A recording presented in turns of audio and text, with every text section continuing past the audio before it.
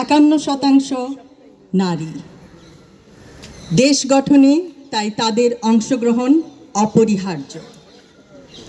দেশ ও জাতির এই ক্রান্তি লগ্নে আমরা আজ সকলেই নিজ নিজ ক্ষেত্রে অবদানের মাধ্যমে বাংলাদেশের নারীদের শিক্ষা, স্বাস্থ্য ও কর্মসংস্থানে ব্যবস্থা করতে চেষ্টা করতে পারি। দেশের উন্নয়ন নারীর ক্ষমতায়ন ছাড়া অসম্পূর্ণ।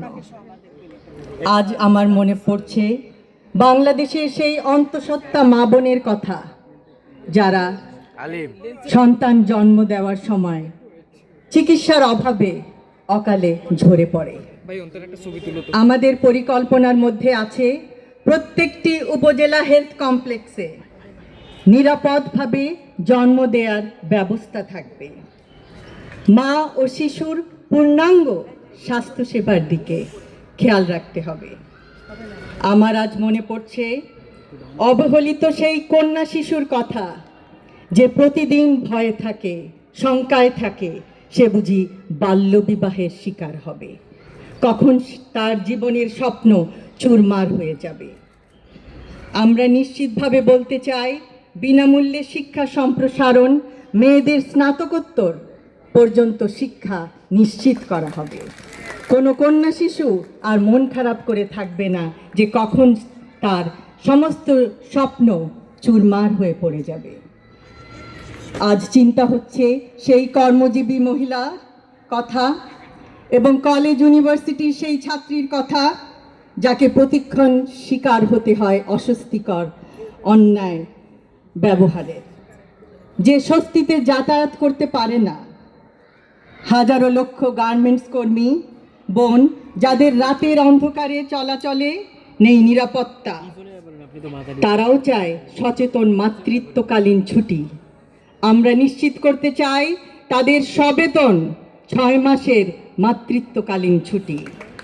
আমরা নিশ্চিত করতে চাই নিরাপত্তা এবং তাদের সুরক্ষা, নিরাপদ আবাসন ও যাতায়াত ব্যবস্থা, কর্মস্থলে ডে কেয়ার সেন্টার। প্রত্যেকটি মা নিশ্চিন্তে তার কর্মস্থলে কাজ করতে পারবে। আজ মনে পড়ে সেই বয়োবৃদ্ধ নারীর কথা, যাকে সে কোলে করে বেঁধে দিয়েছিল একটি গেটের, বৃদ্ধাশ্রমের একটি গেটের সঙ্গে তার পরিবারের লোকজন।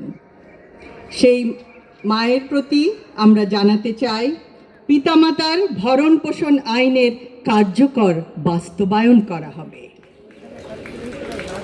আজ মনে পড়ে সেই হতভাগা গৃহিণীর কথা, যিনি আত্মহত্যার পথ বেছে নেয়। কেন? কারণ ছেলে মেয়েদের তিনি অন্ন সংস্থান করতে পারেন না।